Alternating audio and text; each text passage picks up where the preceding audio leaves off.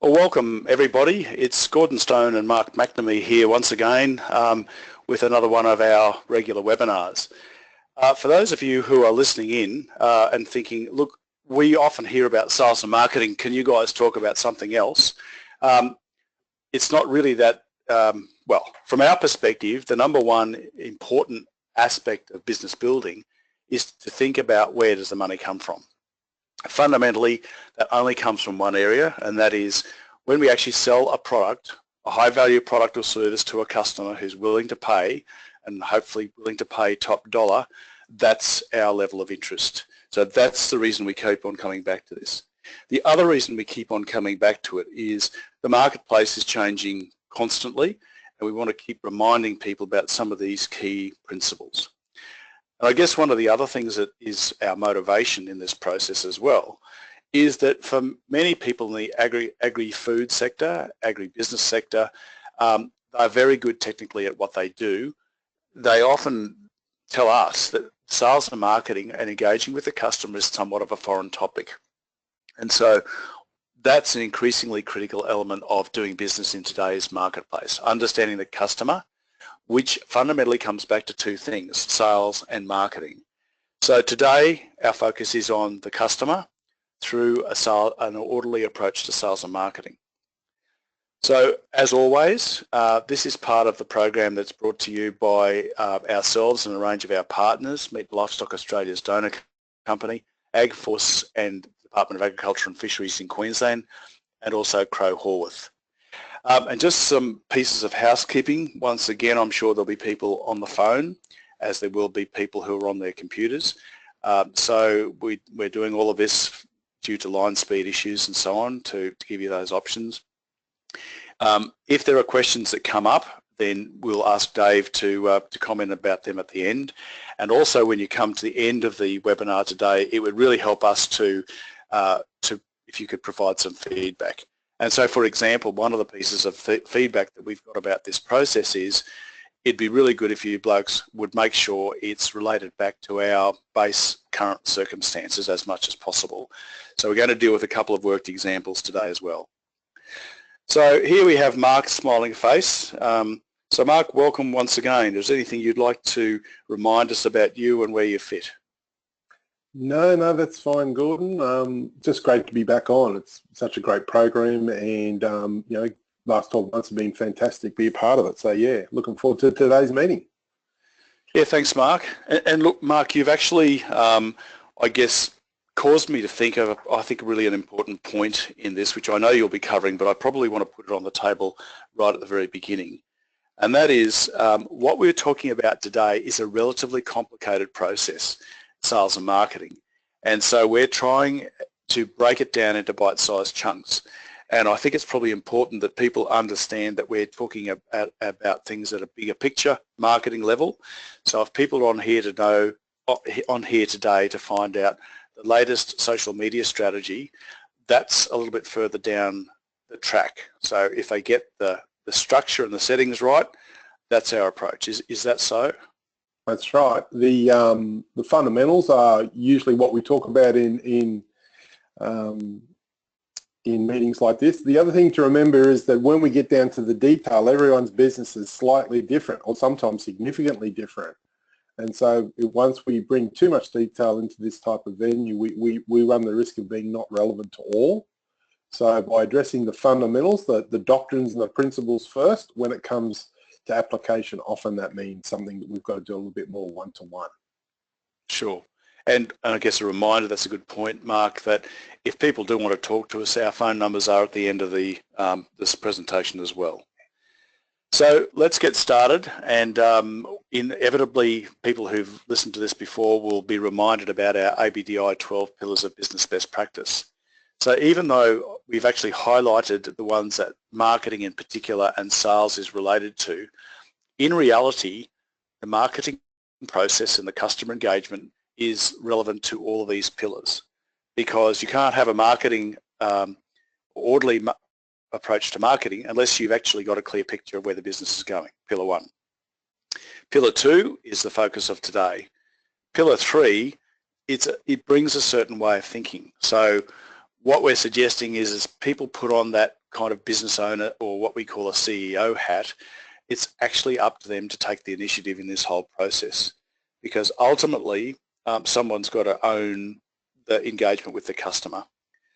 Ultimately too, it's about the money, and ultimately it's about getting other people engaged in a coordinated approach in engaging with the customer, which generally is built around systems to make the process as systematic as possible. And we're always dealing with business risk, always dealing with the legalities of engaging with our customer and engaging with the marketplace. I guess the succession process is a little less relevant, but we always turn succession on its head and say what that's really about is business growth and the transition of people into and out of the business. And so if there's somebody who's actually running the business, who's got those marketing skills and they're about to leave or they're about to reduce their involvement, then it's a really important thing for the people who are still running the business to think, well, how do we take up the slack? Value-adding, leverage, joint ventures and alliances are all part of engaging with customers increasingly in today's marketplace. Obviously, we're talking about sales and marketing, which is also about communication. So, Mark, we've put together this agenda today, and it's a little bit ambitious, but effectively, from our point of view, our focus is thinking about the product. It's about how we can go about the sales process, which is in the context of the marketing process that we want to set up today, which is about assisting the engagement with the customer. So we want to make the distinction with item one between sales and marketing. Then we want to focus particularly on the marketing process itself, because that has to be done in a very orderly, structured and organised approach. It's less about doing what we think is a fair thing under the circumstances because we woke up this morning and decided to do it, and more about thinking, well, if we've got a grand plan that's going to unfold within 6 months, we have to take an orderly step-by-step process to get there, which requires a proactive approach, and it's all about the people, it's all about the rules of the end game, and it's all about the engagement. So Mark, what else do you have to add about the agenda and how we're going to go through things? What we want to achieve out of today's meeting is really to let the people listening get an understanding of what their options are in terms of marketing, and then also look at how the different marketing channels operate and what they bring or potentially bring to your business when you engage in them in each different way, and then how to go about taking advantage of what opportunities there are. So if we can get through those things today, hopefully everyone will walk away with some ideas that they can go away and work on. Thanks. So in order to make it real, we've got two examples. And so these two examples are probably quite relevant in their own right. So this was my thinking as I put this slide together. So the question is, if you're a beef producer, generally speaking, one would expect that you'll have to have your animal slaughtered through a meat processor. At that point, ownership changes hands, and at that point, potentially people can just lose interest in the product and go back to what they were doing. On the other hand, if they've got a different approach to life, which is, well, actually, I've got a long-term aspiration to focus on some higher value markets, which might be in niche markets or whatever it may be. So I've got a decision when I've got a critical link in the chain, which is my meat processor, which is to decide whether I might take a collaborative approach with that meat processor, which means they're the customer. We have to see into their mind as clearly as we possibly can. Or if I'm going to ultimately get involved with the end consumer of my product, do I do that myself or do I do that with my collaborator who happens to be my processor? So we were going to think of it like that. The second one, when we come to the vegetable producer, and we've got a slide later on that actually talks about the distribution channels, there's greater potential for a vegetable producer to go and deal direct with the customer through a farmer's market or through a boutique grocery store or something along those lines. However, they might indeed decide that they're going to engage with a pack house who will pack their product for them, and that pack house might have a relationship with a supermarket or an international wholesaler or an importer or whoever else it may be. So once again, we're starting to think of that distinction about who all the customers are, where they fit in that distribution network, and who to engage with about what discussion. And finally, our aspiration with this whole process is rather than the traditional approach we've had in agriculture, which is generally being a price taker, our whole aspiration is to look at how it is that we can set the price that meets our needs and provides a decent return on investment. So Mark, before we move on, anything to add about those two examples, and we'll come back to them? Yeah, just to become a price setter is really, short, a way of describing how to become a price setter, you've got to add value. And what this whole conversation is about is to make it real. And these two examples that Gordon's put up is in each of those situations, either the beef producer or the vegetable producer looking at the ways that they can go to market is how are they going to add value, because you've got to earn the right to charge more money for what you produce, and that's about adding value. And it doesn't always have to be around the product, there's other ways to do that, and we're going to explore some of those things today. Very good, Mark. Well, look, let's move on. I think this slide, which is the slide about why is this conversation important, why is this conversation so important, is somewhat self-explanatory. And I'll get you to take us through it, Mark, but fundamentally for me, the final point there is while people are focusing on doing the production, they may well have been losing sight of doing business. And that's what really our focus is today, is to help people think about doing business better. So over to you, Mark. Yeah, so this is like a looking back. This is a historical look at agriculture generally, and certainly not everyone does it this way, but for the large part, we in agribusiness often see ourselves as being price takers. And why is that? Well, because we've generally delegated the marketing and the selling of the product to a third party, or sometimes a fourth or a fifth party, depending how many links there are in the chain to the consumer. We've had a focus on reducing costs or improving productivity, which is very good. It's exactly what you should be doing in your business all the time.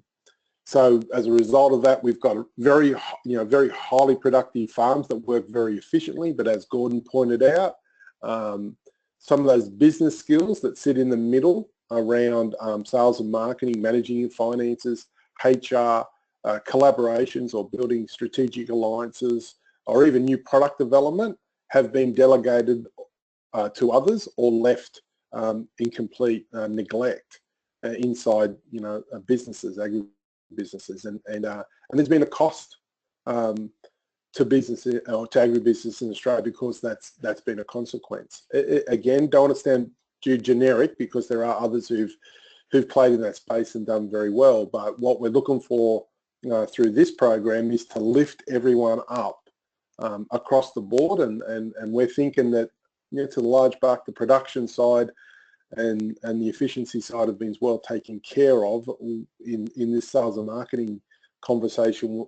Particularly, we're looking at how we can improve our business skills in that space, add value, and then add profitability back to the business. And so that's why this conversation is so important. Thanks, Gordon. Yeah, I think why this slide's important too, before we move on, is for people just to sit back for a minute and go, okay, where do I play in this whole distribution channel continuum, and think, well, if I don't have the skills, are there other people I can work with? Or if I've actually got my production pretty much sorted, do I want to continue delegating the marketing and selling of my product, or do I want to engage more with my customer? And so that's really what this slide is about, helping people ask that question and answer, if they want to move or get further engaged in the business side of things, to think, well, now what specifically do I need to do? So for a moment, we're going to go to one of our stock standard slides, which we talk about in our programs all the time. And Mark, I'm just going to hand this over to you. Yeah, so in business we measure everything by numbers, mostly dollars, because we're in business. We're in business to make money. We do other things, of course, but by and large we've got to pay the bills, and and get a reward for our effort. So we measure that reward in business, at least in terms of dollars. And so we've talked about in the previous slide of how we've had a high emphasis in agribusiness on improving yield and lowering costs. So that's certainly been the greatest focus. The profit equation that's on the screen in front of everyone is just a little example, or a little formula that we use to help people understand the impact of the three important components that affect gross profit. So we've got yield. The equation is gross profit equals yield times selling price, so what you get paid for things less your costs. And what's interesting about this slide is that it's a real equation. You can actually run the numbers on your business on this equation. So you can work out what your yield would be, whether it be number of units that you're moving off the property every week, or what your harvest yield is, or over a season. But you can certainly get a number around that.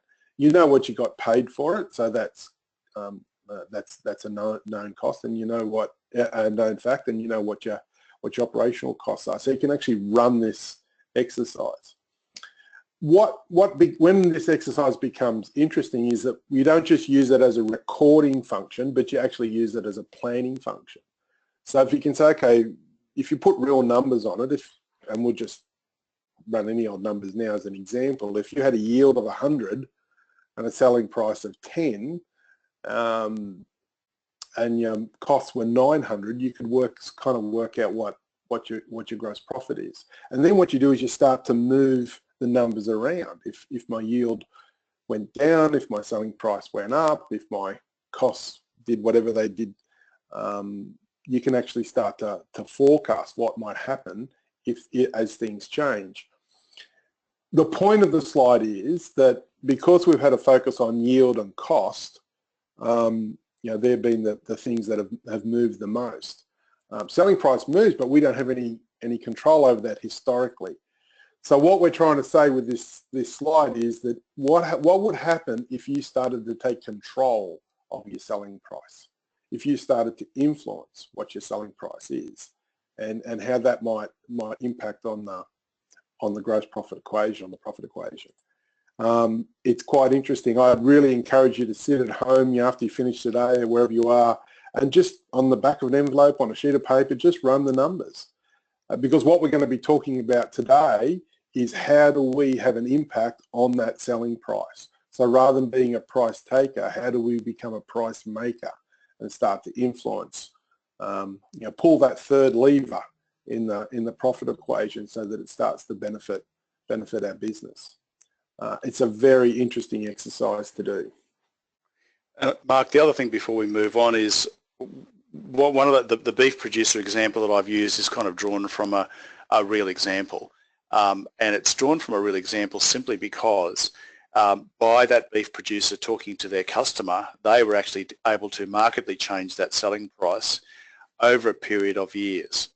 And so if you run the numbers and say, well, look, no, potentially I can increase the selling price, but also I can take out the peaks and troughs. So that in itself becomes a very interesting calculation as well. Yeah, that average selling price is an important factor. And same with the vegetable example that you put up earlier. I mean, that was all about lifting the average selling price that producer got for what he was selling to the supermarket, and had a dramatic impact on their bottom line. Absolutely. So I guess we wanted to draw those two real examples to your attention because they were real examples that we worked with, and we actually saw the real difference that occurred as a result of just running the numbers. So Mark, let's move on to our first agenda item, which seems strange given that we're 20 minutes into this already, but the context I think is quite important. So we've got a several step process here. So the first thing we wanted to do is just go back to the beginning of the story and make sure people understand about the marketplace, marketing, taking an orderly approach to things. So before we move on to defining marketing and selling, could you just summarize how people's thinking needs to maybe change or adjust around this slide? Okay, so put it in a nutshell is that marketing is your ability to communicate with a customer extra value. And so understanding where you sit in, and we're going to talk about this a bit later on in the presentation, but how we understand where the value is in the market or the value chain is a really important part of understanding a market. Then having the skills to be able to go and attach, appreciate that value is in, and we're going to talk about that a little bit later on in this first step. What resources you need to be able to do that. And then, as you always talk about, Gordon, make sure that we're doing it in an orderly approach. But what we want to accomplish in the next couple of minutes is those 4 bullet points. Is there something else I've left out? The bit I was going to add in about dot point 3 is that even the resources is about even educating people in the business, whether it is ourselves or somebody else, or even accessing other people who've got skills and been able to pick their brains. It can be that simple. So, okay, so I guess I'll do a quick summary of this this next slide, which is step 2, and then you can elaborate, Mark. So I like to think of marketing and selling as quite simple concepts, which is marketing is a bigger picture type thing. It's very orderly and organised and structured. It's got a longer term approach. And the way I look at it is it's about taking an orderly approach to getting people to the door, where when they step over the threshold, the sales process is what actually makes them step over that threshold. I've deliberately put the term brand in there, not something that we particularly want to get into today, but I know in one of our presentations we actually had a lengthy discussion from someone from MLA about branding. And I know a lot of people said, oh, that's really fantastic stuff, but how is it relevant to me? Well, one of the immediate ways in which a brand can be relevant to an individual business owner is for them to understand that sometimes they and their people, as well as their product, are fundamentally their brand. And the customer, which is the point down below, who pays us, will have other customers as well, and they may indeed want to pass on the brand that sits around us. So, for example, our story. So that marketing and selling exercise, Mark, would you like to elaborate on anything I've missed there? Yeah, I'm a little bit more bloodthirsty when it comes to this, and the way I like to explain it is that marketing requires an investment. Marketing requires spending either money, time, resources. It's where you actually make the investment. Selling is actually about making money. That's where you close the deal, and they are separate skills. They do different things. So being really clear in your own business model about when you're actually doing marketing and when you're doing selling is a really key thing. And that just brings me to, to the third last point. When we talk about selling or even marketing, we're talking about solving a problem, and we can't solve a problem for a customer and therefore appreciate value unless we know what the problem is. And this for me, this is a really important slide in terms of people who want to move from a price taker type model and they want to get serious about marketing and making investments in marketing, whether it be brand establishment, social media, whatever they might want to be doing, getting their head around the idea of marketing and sales and understanding what selling is and knowing who the customer is a really key point. Okay, so speaking of the customer, what we wanted to do is just now go to this next slide about distribution channels. And Mark, I'm just going to, we've kind of set this all up by talking a little bit about the beef producer and also the vegetable producer, because the beef producer is to some extent got a set of steps that they have to go through, well, generally speaking, go through, whereas someone like the vegetable producer may be able to skip a couple of steps. So from my perspective, this is all about who is the customer and who is the customer's customer. So, and we've got we've got distribution channel on there, Gordon. It could easily say marketing channel as well, because distribution in the mind of the people listening might mean that this is how the product flows to the customer. But when it talks about when we talk about it in terms of being a marketing channel, it means we're talking about how do we identify the value in each of those steps and who is appreciating the value and how do we, as a producer, access that value.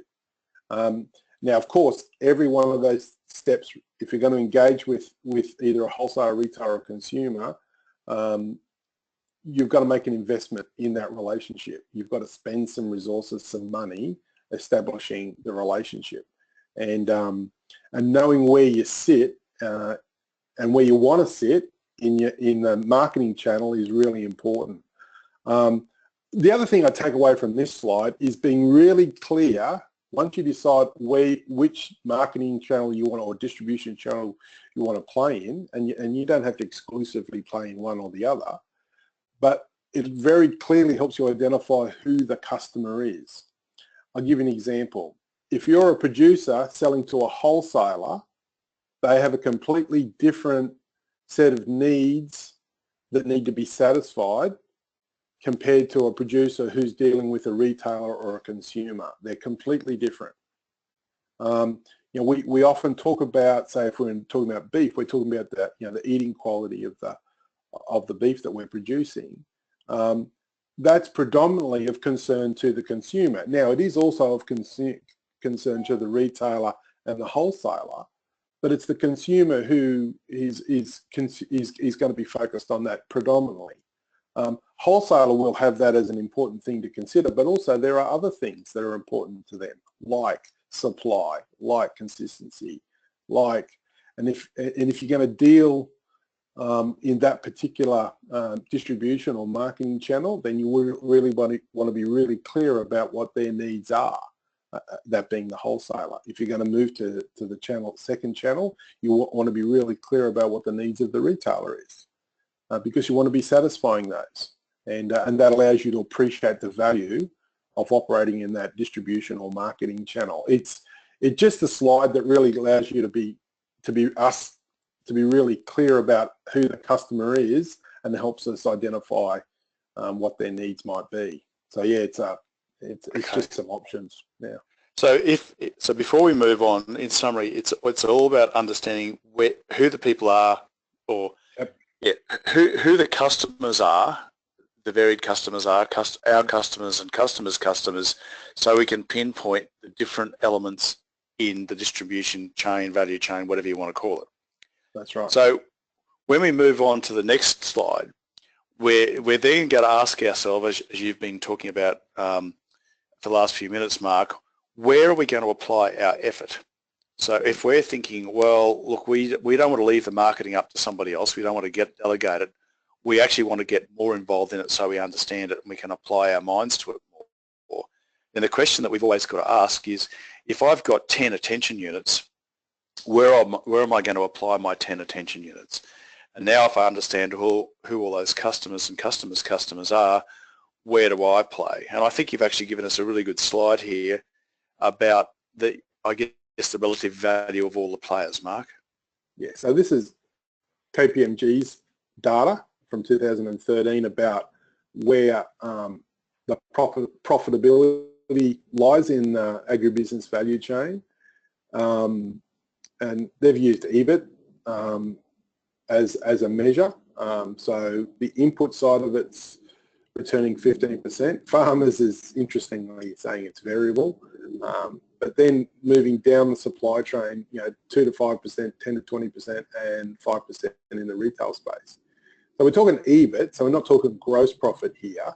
But what's really interesting is if you're a farmer and you're looking at the distribution channel or the marketing channel, you can start to get an idea on where the value is. And to give an example, if you're a beef producer, you've got a choice. You can sell the animal to a processor and it goes down the normal distribution channel, or you might say, well, actually want to retain ownership of that animal and have the contracting done under the kill done under contracting, the processing done under contracting, and I'm going to deal directly with the retailer, and it is an option. It is it's a way of actually adding value because you have the relationship directly with the end user of the product that you're ultimately producing. This slide just gives us an idea on where the return is, And also down the bottom there gives us an idea on what sort of resources we've actually got to be able to provide to each step of the value chain so that we satisfy the customer's needs. It's a very, very interesting slide. Okay, well, let's move on, because what we've been doing at this point with agenda item 1 is setting up the notion of who the customers might be, where they fit in that distribution chain, and where we might apply our effort if we've decided that, or made the decision that we're going to take some greater involvement in the marketing process. So this next slide, or agenda item number 2, is thinking about how the sales and marketing process works. So some of the internal lingo that's used in the sector, so to speak, is a funnel, sales funnel or marketing funnel. And then there'll be the people who'll be saying, well, look, just get rid of all that stuff, just talk to me about social media. Well, as we're talking about things like social media, they are simply a tool to do the marketing or the sales process. And there is actually a logic that sits behind it, and the logic that sits behind it is changing. So Mark, could you just take us through this logic? Yeah, so historically marketing was about creating awareness and interest and perhaps touching on consideration, so, or purchasing decision making. You know, to give an example that most people will be aware of, historically television advertising has been all about creating awareness and interest. And that's about all they could do. The sales process happened at the retail end, where a salesperson would assist with consideration, intent, and valuation of purchasing. Well, Gordon's right. The situation's changed. Social media, we're able to walk right into a person's home. We're actually able to sit in their hand on a daily basis. So marketing can now play a role in all the way down the sales funnel or the marketing funnel down to evaluation. And it's really only sales that is impacting, or sales is only impacting on the purchase decision or processing the sale. That's why, if we go back to the previous slide, understanding where you want to play in the distribution channel, or which distribution channel you want to play in, determines which tools you're going to use to capture the value. And so if you decide only to deal with processes, social media is probably not something that you're going to spend a lot of time on. You're going to do much more relationship building stuff, much more evaluation purchasing that's in the sales space. So, you know, it's a complicated process, but understanding how the funnel works and which tools are used to take people down the marketing and sales funnel is a key part of what we're talking about. And this slide does explain the change very, very nicely. So if we're saying our objective with this webinar today is to give some people some insights into the marketing process, this is quite a critical slide, because there is a logical sequence of events which we've covered off, and this logical sequence of events is what takes people through the sale to the point where they make a decision on whether they're going to purchase. And so remember, that might be, for example, a meat processor, or it might be an end customer. Like our vegetable producer might be going, well, look, actually I want to deal with grocery store or high-end premium grocery stores, so I'm actually going to do a whole heap of little videos extolling the virtues of what we do on our place, or photos, so they can actually sit beside our product when it's sitting in the shop. On the other hand, the beef producer may or may not be able to do such a thing, but this is the kind of the logic that sits behind it. Yep. It's not, moving into marketing is not something that you just do at the whim. You've really got to have a considered approach to who your customer is, who's paying you, and how you're going to talk to them. So we're once again back to the notion of taking an orderly, structured, longer-term approach to work all those things through in that last diagram. So Mark, we've actually covered off to a significant extent this particular slide about problem solving. What would you like to add to about that? The first point's really important. Appreciating value is almost always never about the product. Lots of people produce really good products. It's always going to be about the relationship. It's always going to be about discovering people's problems and being able to help them understand the impact of those problems and help them to quantify the benefit of solving those problems, because that's where the value is. And that's a marketing and sales process. If you don't have a good product, you're not in the game. So, my experience is that, when I go and talk to someone, the first thing, because they're so passionate about their product, they want to talk about how good their product is. And while that's great, and I'm glad they're enthusiastic about their product, and they should be, because I'm sure it's great, when it comes to actually marketing it and trying to appreciate value from that product, it's not going to be about the product. The product has to be good, otherwise you're not in the game. It's what we do from then on. And these are business principles, sales and marketing principles that are actually going to recover or appreciate the value that's available to that particular business.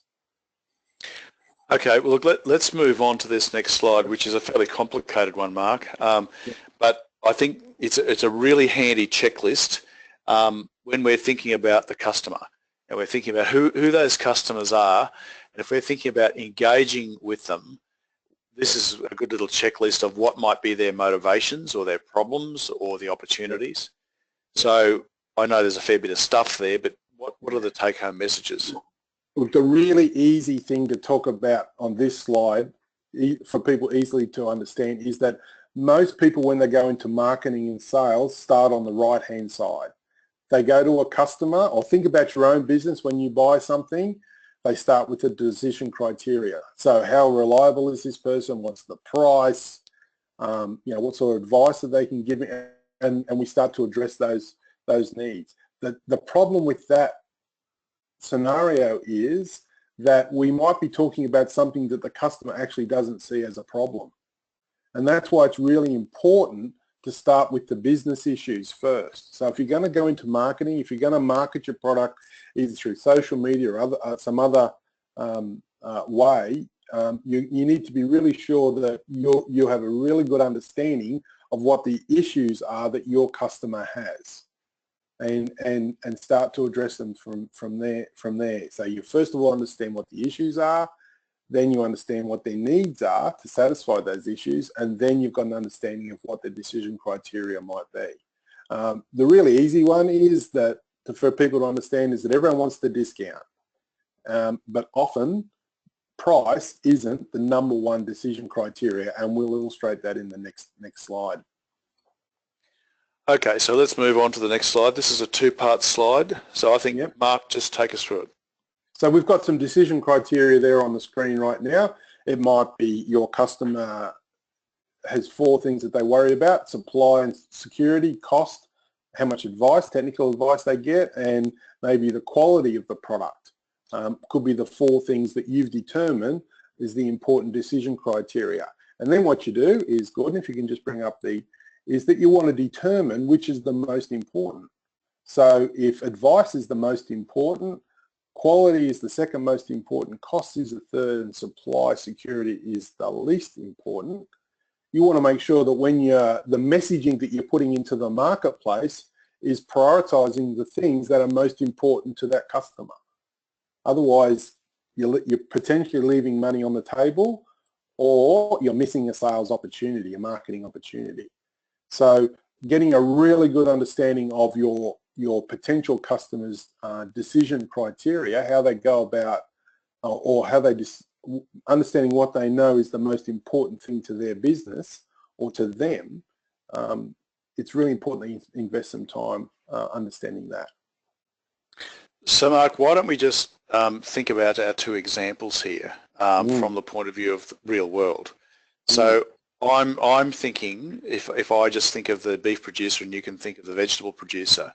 Yep. So I'm thinking the beef producer engages with the processor, and the processor, depending on the circumstances, may be saying, actually supply security is quite important to me, as is quality, as is cost. And so I'm not sure what the order might be, but so in my experience with some of the processors that we've dealt with, even the butchers that we're dealing with as well, it is going to be supply security and potentially quality that will be their key motivators. So we've had Rob Payne come along to our workshops, And he said, my biggest problem was I could never get a beef producer to supply the quality I wanted consistently, week on week on week. Even though I was prepared to pay a premium, I simply couldn't get it. And so I don't think for him advice even comes into it. Whereas for some of the bigger processors who are looking for large volumes to focus on, international markets and so on, that supply security and quality, I think, would probably be quite important to them. So maybe, Mark, just your views on the vegetable one? So the vegetable one I'm thinking of is a producer wanting to sell to a large supermarket. Had a niche product. It wasn't a commodity product to start with. However, the supermarket treated it like a commodity product. So the producer wanted to appreciate more value for the work that they were doing and how they were managing the crop. It was interesting that when we actually went and had a meeting with the supermarket, with the leadership of the supermarket, and started to ask them questions about what they thought was the most critical business issues for their business moving forward, price was actually very low on the scale. Supply security and advice were the two things that that sat at the top, because they needed to have credibility around the product. They need to be able to justify the premium that the supermarket was getting for the product. And so once that conversation started and we started to explain some of the challenges that we had at our side of the equation, an agreement was able to be reached that allowed the supermarket to get what they needed, which was supply security and the credibility around the product, and the producer was able to achieve what they needed, which is on average a higher price per unit. Very, it sounds a simple process, but it took about 3 to 4 months to get from one end of that to the other, because we were changing the way the relationship managed. So understanding the decision criteria of the customer made a big difference in that business. Okay, thanks, Mark. Well, look, I'm very aware that time is marching on, and fundamentally we're almost at the end of this presentation now. So now we're back to the question of, well, this is all fine, but what am I going to do? So I guess we wanted to put this little checklist in here and say, if a person is listening to all of this and thinking, okay, now what specifically do I do? So the first thing is to think about the customer. The second thing is to ask questions in an orderly manner. The third thing is to understand it's not about us at all. And the final thing is to then take the orderly approach that we've talked about before. So this is all about getting the grey matter in our heads moving and saying, well, what are the opportunities? So Mark, what else do we need to add to about this particular slide? Not really. I mean, I can't add anything than the summary that you've said, but I think point number 3 is really important. When you go and talk to a customer, no matter what market you're trying to address in that distribution channel, you've got to put your ego check your ego at the door, and all the questions that you ask is about them and their concerns. You'll learn more about what you can do to add value to your customer's business by asking thoughtful questions than just about anything else that you can do. It's just a gold mine. And one thing I can guarantee is, no matter who you're talking to, when you start talking to them, asking questions about themselves, people love talking about themselves, and you just learn so much. It's just a great thing to do. And so points number 4 and 5 are then quite critical as well, because I'll put it in my simplistic terms, which is we're building up a dossier about the customer, their wants and needs, their drivers, some of their cultural factors, even personal characteristics or attributes of themselves, so that when we call them up, we find common ground. When we call them up, we know what their needs and wants are. So if we've had, and I remember that particular meeting that we talked about with the supermarket, there were about 3 or 4 decision makers in the room, and we were sitting in the room with them for an hour, and there's a whole lot of information that came out, and we pooled all of our ideas and we made essentially a large summary of their key wants, needs and drivers. And their notes probably took us about an hour and a half afterwards to do that, but that just bore so much fruit longer term. Mm. So finally, the final the final functional slide for the presentation before we go into the last minute notes is this idea of an orderly approach. So, I mean, the idea of planning is something that frustrates people, and yet it bears fruit, which allows us to become clear and then confident about what we're doing, which means we can start to have fun and get things in a very organised and structured fashion. The idea of the enterprise champion for me is really quite critical, because once again we're back to a notion that we talk about in our programs of the highest dollar productive zone. Who's got the skills to actually be the champion of this process and make it work? So Mark, anything to add to that before we draw to a close? No. Just encourage everyone, if they've got any questions, which we'll talk about later, please contact us. We're keen to help. Okay, so we've got this next slide about our contact numbers, which I'm sure those of you who've been on here before have seen. Also, there's a little video there which you'll actually find on our website, so you'll have to type in all of the details. But actually, it's one of Mark himself kind of summarising all of this in a quick snapshot.